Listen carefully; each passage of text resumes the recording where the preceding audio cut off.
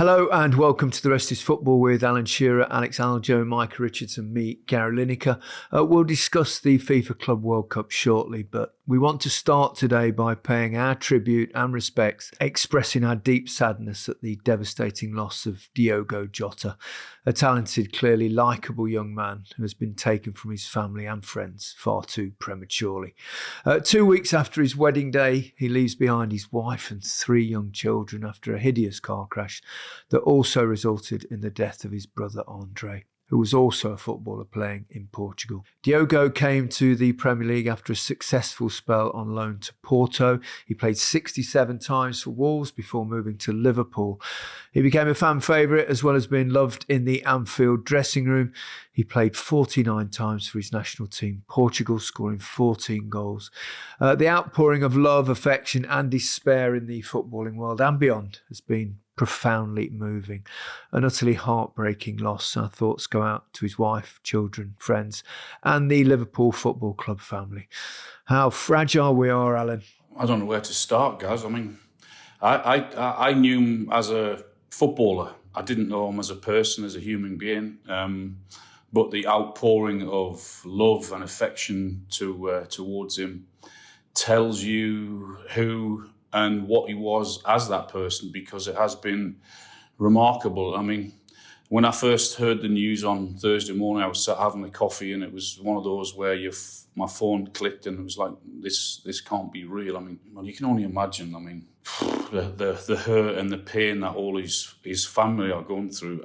I'm going through it, but I didn't know him as a person, so you can only imagine, as I said, how much the hurt is to his poor family. So yeah, we're all lost for words, and it's a huge loss to football and to the world, because obviously with the words that everyone has tried to say and tried to get over in some ways, as hard as it has been, he was an incredible person as well. So yeah, we send in our very best wishes and condolences to his family. Devastating, isn't it?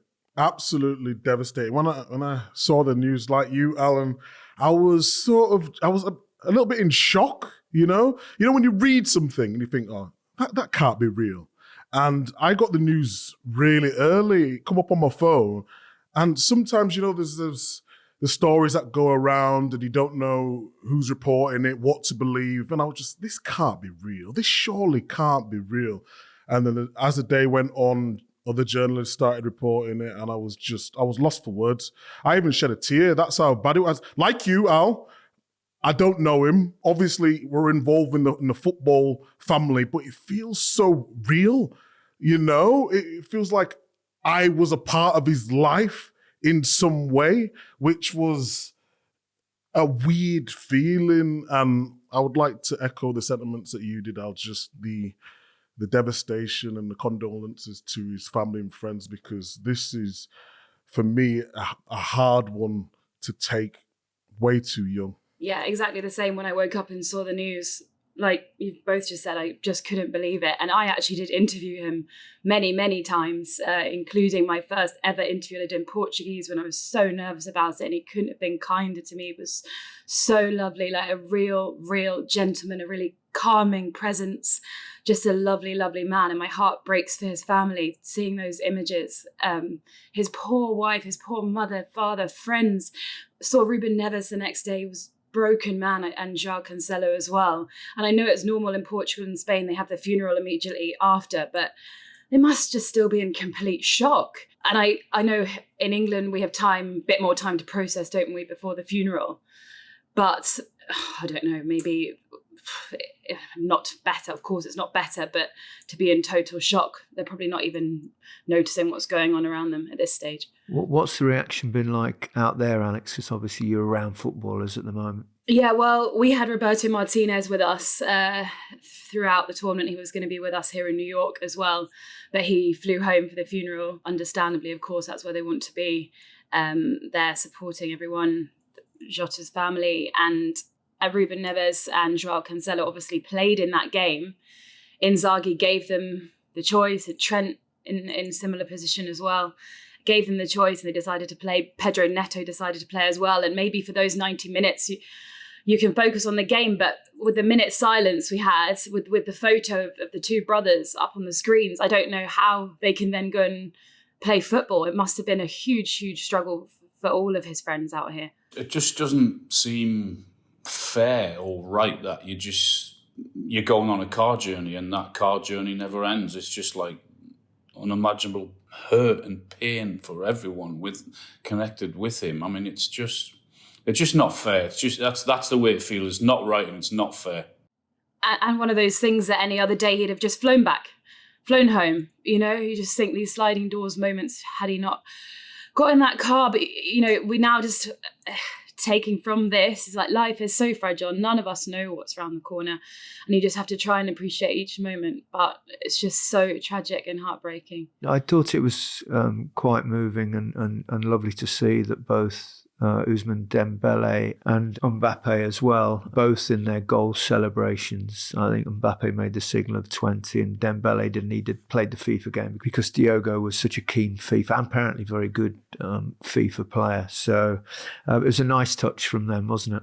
I think that tells you how everyone is trying to process it all around the world. It's not only just football, but it's hit everyone. You can see the reaction on social media from here, there, and everywhere. And I think that is a mark of the respect that not the footballer, but the man who Diogo was. And also, I think there's a sense of how such big stars footballers are now globally. I was having a conversation about this very subject with Alistair Campbell from our sister podcast, The Rest is Politics. And he was saying that it's interesting to see that footballers are almost like the rock stars of yesteryear now. Huge global fame for the superstars. And news of something like that does travel right around the world when probably that would not necessarily have been the case. And I suppose social media has a large part to play in that. I think Liverpool have, as they always do in these circumstances, have handled everything with great dignity. And the fact that they're going to obviously pay is the last 2 years of his contract. You would expect it's the right thing to do, and you would expect them to do that. But it's still a nice touch nevertheless. And how do those players now go back for pre-season and start focusing on a new Premier League season? Because it probably just seems so futile to them now.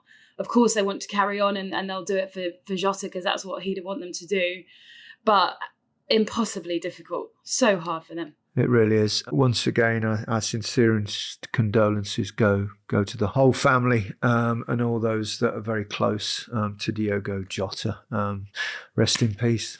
Right, we're still going to talk about some football. It's always a difficult bridge, isn't it, to go from something as serious as that to something, to be perfectly frank, is pretty trivial, really, when you put these things into perspective. But nevertheless, Chelsea made it through. Let's start with them against Palmeiras.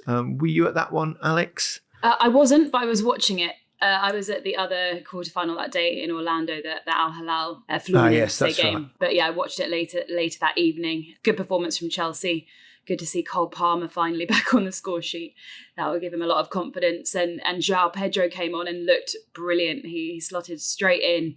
And interesting to see what Maresca's going to do now for the semi, because Liam Delap is suspended. And Nicholas Jackson, obviously an option to start. But I think João Pedro might start. And he actually begun his career at Fluminense before he went to Watford. So that's an interesting little storyline there. But yeah, obviously happy for Chelsea there through. I'm sure you're devastated for your Palmeiras, Gary. I think that's another clever signing from Chelsea. I think he's a really good player, João Pedro. I know he had one or two issues at Brighton, but I think that's a clever signing. And with them going to be fighting on so many fronts next season, they can't have enough players. I know they've got a lot anyway, but I think bought a load more, haven't they? Yeah, they're going to have to offer. They're going to have to offload some, though, aren't they? They're going to have to sell. Well, it looks like Madueke might go to Arsenal. We'll perhaps discuss Arsenal's moves in the transfer market a little bit later. They have Jamie Gittins now as well, who's come from Borussia Dortmund. He's with the team, but he can't play because obviously he was registered with Borussia Dortmund for this tournament, but he is part of the squad. And Esteval is going to be a Chelsea player scoring against them. I think that was kind of perfect. Scoring, proving that he's a top player, but not scoring the winning goal to knock them out, because that could be a bit awkward. It's quite amusing. I don't know whether you saw the interview at the end of the game with Cole Palmer. He was asked what he said to Esteban when he hugged him. He said, well, I just said to him, we're looking forward to seeing you. He went, but I don't think he understood a word I said. I mean, there's something about Cole Palmer, isn't there? And you used to think, maybe he's a bit dim or something, but he's actually not. He's clever, Very clever. And he's comes across very likeable, and he's so matter of fact in his answers that he actually speaks as he thinks almost. I think he knows what he's doing. I think he's very witty. He's like Grealish, why they pretend they're stupid, but they're really not. They know exactly what they're doing. And I think Cole Palmer is exactly the same. Go ahead, Al. What I like is he's that person off camera as well. So you see these interviews and sometimes you think the players play up to the cameras a bit and do it on purpose. And it's like, come on, just give us a good interview. But he's exactly like that with his teammates and manager. So that's just him. That's what Cole Palmer's like. Can we talk about him as a player for just a moment? And I know you said he scored finally just before Alex, but people talk about a bad season. He still scored 15 Premier League goals last season, didn't he? And he went through that spell. But the way he took his goal, that first touch turn. Palmer, lovely turn. Cole Palmer setting himself up and getting the goal for Chelsea. I'm thinking to myself, this guy is different level. He's the awareness. Forget all the technique. We've talked about his technique so much, but his awareness to take it on the turn like that, then take the extra touch, because you thought, is he going to get away his shot a little bit earlier, and then he waits and then he bends it. He's just, what a player he is. I mean, in terms of that, you're looking at the World Cup, throwing it forward.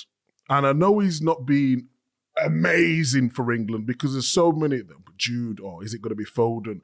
But Cole Palmer, now we've got to start thinking, do we build the team around him? Bellingham could play, regardless, because he could play a little bit deeper. But Cole Palmer, he's ridiculous. What a talent he is. Totally agree with that. And at the other end of the pitch, a player that's, I think you can see gradual progress. I think he was a little bit raw in his early days, is Colwill.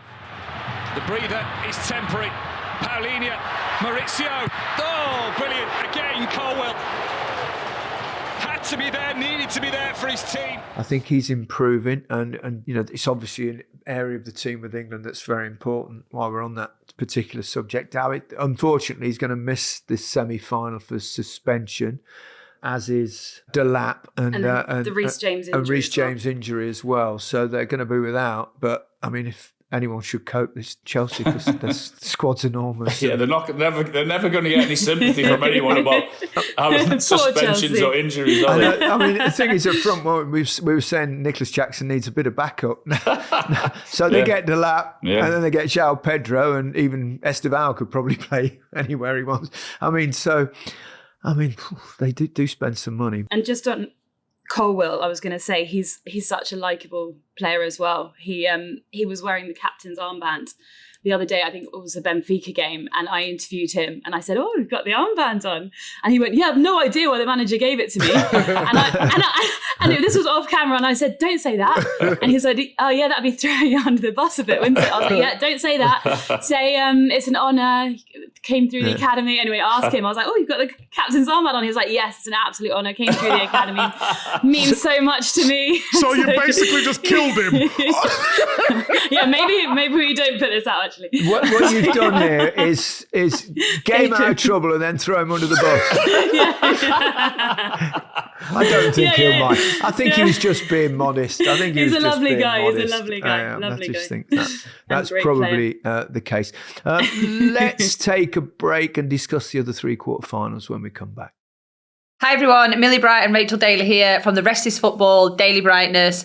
With the Women's Euros underway, we want to tell you how we'll be covering the Euros and all the games this summer, and also what it means to have a little bit of Daily Brightness in your life. For those of you that don't know, myself and Millie were part of the England team that lifted the Euros in 2022, and we'll be giving all insights and detailed information about what life is like in camp and what the girls may be experiencing this summer. We will be discussing all the big stories that come out of this summer's tournament, and we'll be cheering on England as they look to defend their title. We'll also talk about our lives outside of the game and what we get up to, whether it's DIY, time on the golf course, highs and lows of football and the challenges that we face, and things that we are eternally grateful for. It's going to be an incredibly exciting summer, and we'd love you to join us and come along the journey with us. Just search The Rest is Football, Daly Brightness, wherever you get your podcast. Don't forget to subscribe and also follow us on Instagram and TikTok.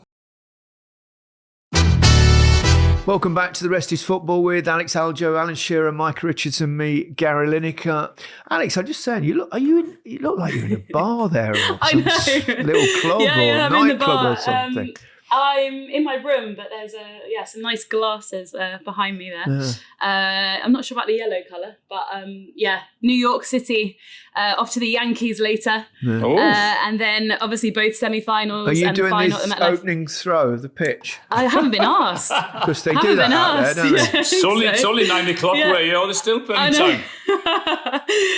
First pitch is 1:40. So that's later today. And looking forward to the semis and final out here. Should be great. Another restaurant recommendation: go to Ooh. Tao in New York City. Yes, I had that booked for yesterday. We went somewhere else in the end. Oh, you've got to go to Tao. Okay. It is jumping. Okay, place to be. It is. Okay, can you get me a table, Micah? This time. I'm not sure about that. Actually, get me one. There's a Mamo in New York as well. That's just down the road. Just in case. He might even buy you a drink. Don't I know, be that'd be ridiculous. nice. That'd be nice. Yeah, Any danger, funnier Micah? things have happened. I went to Wimbledon the other day. Oh! I just want to thank. I'm in the Royal Box, felt quite posh, but I just want to thank Wimbledon for inviting me. It was lovely. I took my youngest Angus, and we sat next to Anthony Joshua, and it was Eddie Hearn. We had a laugh. Can I just say, some great tennis. You was looking marvellous. Well, Micah, he was looking marvellous until you looked to his left and saw Anthony Joshua.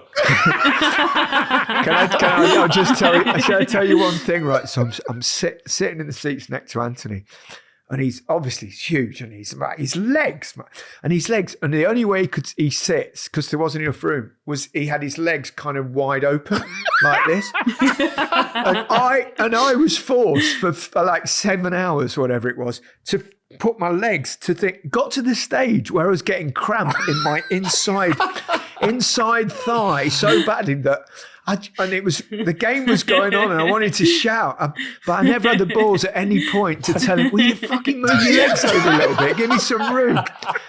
Absolutely That's true. So funny. True, That's but he's so a lovely, funny. lovely He's a lovely guy, man, and yeah. we had a laugh with him and Eddie. They were great company for the afternoon. Angus is a good-looking boy as well, though, isn't he? Angus was looking cool. He's got his mum's looks, obviously.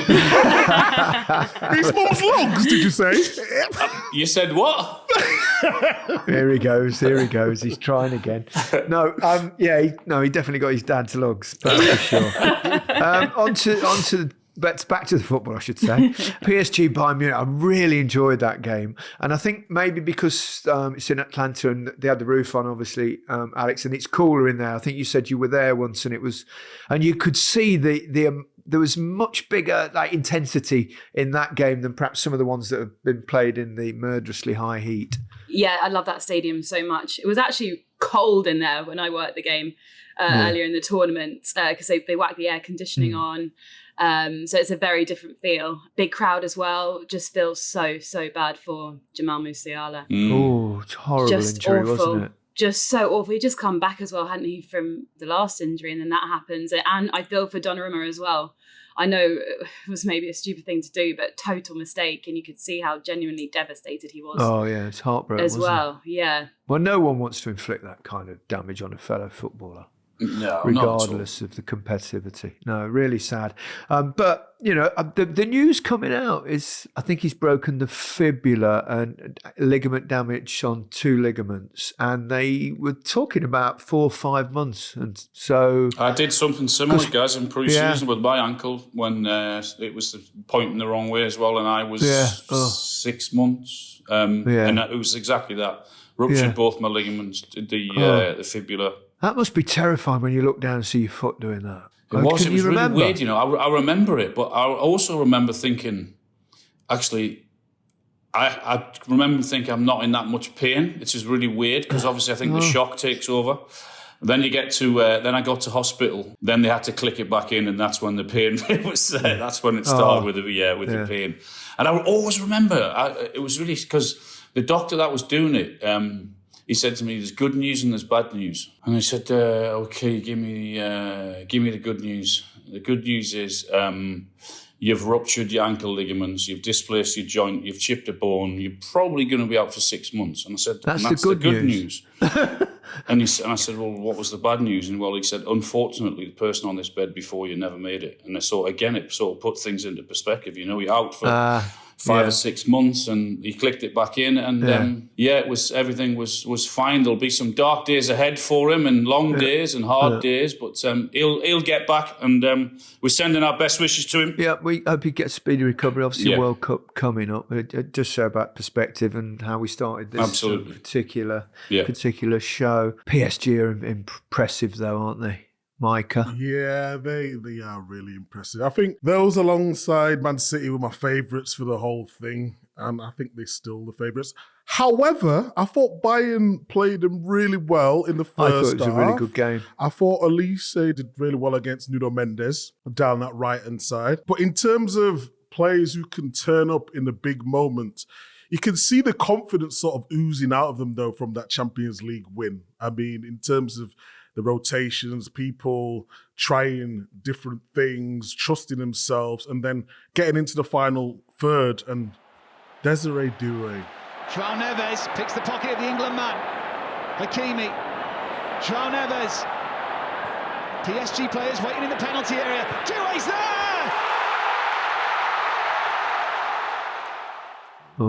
What a 6 months he's had. I remember Spence at Spurs talked about him in an interview, saying he's one of the most talented players.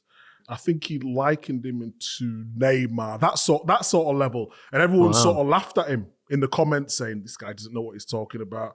I think they were together at Rennes. Was it Rennes? Alex, you'll know. Was it Rennes? Yeah, it was Rennes. And he come back and he said it was unbelievable. So to see him doing so well is just amazing. He's the next one. I just like the way he plays. What about that second goal with Hakimi down the right-hand side when they're down to, I think they're down to 9 men at that time, weren't they? Hakimi, no options anywhere near him, just has to keep the ball. He does more than that. Achraf Hakimi, Ousmane Dembele!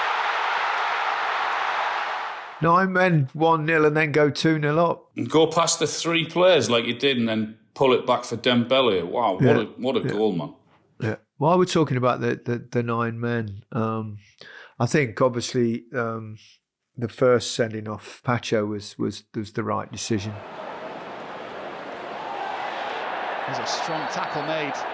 Oh, the referee, Anthony Taylor, with the red card in his hand. The challenge comes in on the side. It's high. It's on the side of his leg. Second one, I thought he was just putting his arm up, just to fend him off. Oh, he's got him. Oh, and Hernandez leaves something on Müller. Well, there's another red card. Lucas Hernandez. The man who's just come on as a substitute. In fact, it's Guerrero who's on the floor. No, seriously, guys. I mean, really? I'd want red cards for that? Come on. No. Seriously. The games... You know what? I watched England women's yesterday against France as well. Yeah. And Rousseau's goal that was disallowed. I'm not exaggerating. I don't know if you've seen it in the hat. It was... Yeah. I was thinking to myself... I still can't even see how it was offside with the angle. It's like crazy, isn't it? Yeah. Even on that angle, if you take a frame back before, it actually did look like she was offside. If you take a frame back before. But on that evidence that we were given, it was like, you can't be disallowing goals for that. Surely. While you're on about talking about that game, obviously the Lionesses lost 2-1 to France. Not a great start for them, but they can still turn it around. Just to remind you, listen to the Rest is Football Daly Brightness. So that will keep you bang in touch with the Euros. We'll talk about that at some point, but obviously now we're doing the Club World Cup and we're talking about the Bayern Munich game. It's not good enough. It's not good enough. You got to go to the screen and say, come on. He's put his arms up to... Anyone who's played football or even if you've not played football, when you put your arms up there, it's to protect yourself, to get your body in. That's what you're literally taught as a youngster coming through. To give a red card for that, it didn't matter in the end, but still, it's not. There's something about Anthony. I don't know. He just strikes. I've never met him. I don't know. I'm sure he's fine off the pitch, but he's just got that. He's got like, it looks like his ego. He's like he's like an old-fashioned referee that perhaps play. I remember one or two of them. He's kind of quite demonstrative. I don't know. It's almost like he wants it to be about him. Well, it does matter, Micah, because he's going to miss the semi. I was going to say that. No, in terms of it didn't matter for the course of that game. Sorry, going forward, of course, it matters. But if they would have scored a goal after that, they've got 9 men on the field now. You know, well, they nearly did, didn't they? But for a really good save at the end of that game. Let's move on to Real Madrid, who play PSG in the semi-final. That will be tasty. Should be a great game. It was a good game again that one against Borussia Dortmund. Alex, can you give me my flowers? Stages. I mentioned Garcia in the first game, didn't I? Take it away, Alex. Go on. He's so good. You called him with Leonardo as well, didn't you? But yeah, it was interesting. He went for Gonzalo Garcia instead of Kylian Mbappe, who's clearly fit again because it was a brilliant goal that he scored. But 4 goals and 1 assist for Garcia in 5 games. Top scorer. It's been an incredible tournament for him. Yeah, he's after that golden boot. But yeah, brilliant performance from him. Then Mbappe came on and did what Mbappe does best. The cross, Mbappe! That is what they came to see. Real Madrid looking very, very strong. Dean Howson, though, silly. What's he 3-1 up doing that? So what was he thinking? He knows that himself. And now obviously suspended for the semi. Yeah, so he misses the semi. But yeah, they look great under Xabi Alonso, don't they, Real Madrid? You can almost see the tactical side of it coming in as well, because if you remember, there was one goal where it went from fullback to fullback, which was Trent Alexander-Arnold to the other Garcia. And also, which is, we obviously saw a lot, didn't we, with Frimpong and Grimaldo at Leverkusen when they bombing on the outside. Oh, look at Gaz with the tactical insight. I absolutely love it. It was Harry that told me that. No, I watched Leverkusen. We used to watch the German football, didn't we, when we did Match of the Day in the evening, the 8 o'clock game. So we'd see either Leverkusen or Bayern Munich every single week on a Saturday night. No, but you're totally right, guys, because at times Madrid will start with a 4, won't they? But when they've got the ball, they're going to a 5, really. So the fullbacks will bomb them. You see Trent going inside when they have the ball, and then as soon as the midfielders pass a certain point, he gets really high and wide, and that's where he's getting his assists from. But a little shout out to Trent as well. He got a little bit of stick, didn't he, in his first game? And everyone's saying he can't defend. Isn't it? It's ridiculous, isn't it? One game. When you're trying to feel your way into probably the biggest club in the world after Barcelona. Feeling his way in, and then people, why do we want to jump on people? First game, it's ludicrous, and then he's had a couple of good assists now, and he looks very comfortable. That is a tasty semi-final, man. That's very, very interesting, isn't it? Right, let's move on to the final game briefly before we bid you farewell. Al Hilal against Fluminense. Now, was that the game, Alex, where I saw you in Portuguese? I didn't know whether you were trying to talk to him or give him like a little peck on the neck or something. I couldn't hear him, and I had to hear his answer to translate it. Micah sent me a photo on my He's just put it up on the screen.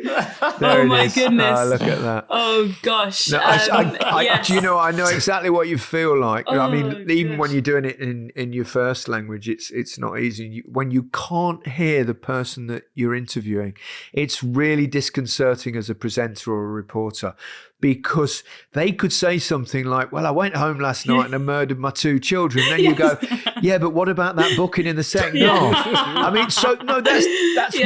That's why my one bit of advice to any presenter, reporter is always listen to the answers, because so many people write their questions down, so they're looking at their next question and they don't. Just a little tip for youngsters going in the game. But I saw you desperately trying to hear what he had to say. Yeah, that wasn't easy. And it's in another language. And I must say, I'm so impressed with your Portuguese. He's Not that I speak yeah, it, but... He's there. It's his 6th permanent spell as manager of Fluminense. 6? His 6th permanent spell, which is crazy. Nice guy, quite intense. I heard most of what he said because obviously then had to translate it. But that wasn't the worst thing that happened to me that day. I was interviewing Diogo Silva. I don't know if you saw it, but this huge. Doesn't look as bad in the footage, but this huge light fell down mid-interview and almost took us both out. Oh, wow. I thought he was going to head it away. But he reacted fast. And I sort of went, oh, I'm glad that didn't hit you. And then just kept talking. Every cloud has a silver lining. Yeah. Very good. Very good. Mike, I'm going to Mike, and don't leave. That's very good. It's good. But can I just say, Alan, you deserve a mention here.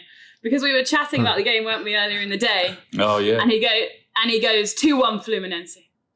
And I went, okay. Well, I tell you what, that was a really good impression of Alan there. Just that's it. I'll dismiss it. Yeah, 2-1 Fluminense. Yeah, well, it was actually a message. Like I was just imagining the tone. Oh, yeah. But well done. I get it right now and again, once or twice a year, now and again.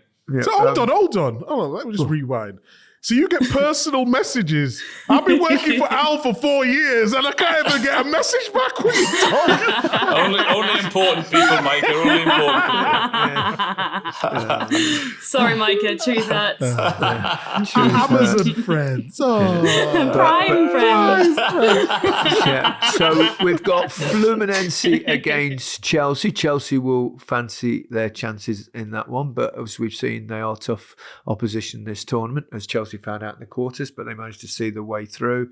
Fancy Chelsea going through, and who's going to win between PSG and Real Madrid? PSG Chelsea final. I've got a feeling Real Madrid are going to get Real Madrid are cooking up something. They really improve in game by game. But PSG are another proposition, so it's tough to call that one. Chelsea, I fancy. Be great to have an English club in the final. Yeah, I think Chelsea to win the tournament.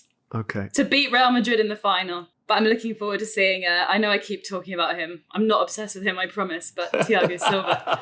I'm looking forward to seeing that reunion because they love him so much. Yeah, everyone at Chelsea. It'll be amazing. So you got a Chelsea mentioning. So just for balance, I'm going to give Micah the chance to talk about Arsenal, his team. Come on, stop denying it. We all know. They've done a bit of business. Confirmed the signing of Martin Zubimendi from Real Sociedad. He's a really good holding player, by the way. Noni Madueke has also agreed terms with Arsenal if Chelsea give that the go-ahead. So perhaps they won't go for Rodrigo. They might do as well. Gyökeres up front. Advanced talks, I'm reliably informed. Yeah, I like Zubimendi. We saw him in the Euros final, didn't we? When Rodri came off. Very good player. We know about him. Tactically really good. Good on the ball. Really good awareness in midfield. Madueke. Where is he going to play? That's what I thought, because he normally plays on the right, where obviously Saka plays, but he can play. Well, he's been playing for Chelsea on the left. He's been playing for Chelsea. He has done. He has. So recently. I imagine they're thinking. I really like him as a player, but I like him on the right, and he's not going to play ahead of Saka, is he? No chance. So, I'm scratching my head on that one. They need 2 players at every position, Micah. You know that. Yes, I agree, but Saka's. He's always fit, normally, isn't he? Until he got a really bad injury. And Gyökeres, we know what we've talked about Gyökeres many times before. He's a really good striker, isn't he? I think a striker is more important than getting Madueke in first. I wouldn't disagree, but I think Arsenal fans generally are pleased there's some activity in the market. Well, that's all we've got time for on the Rest is Football. We'll be back on Wednesday, where we'll be reviewing the first semi-final between Chelsea and Fluminense. That match will be available to watch live and for free on the DAZN app. No subscription required, but for now, goodbye from me. Goodbye from me. Goodbye from me. Goodbye from me.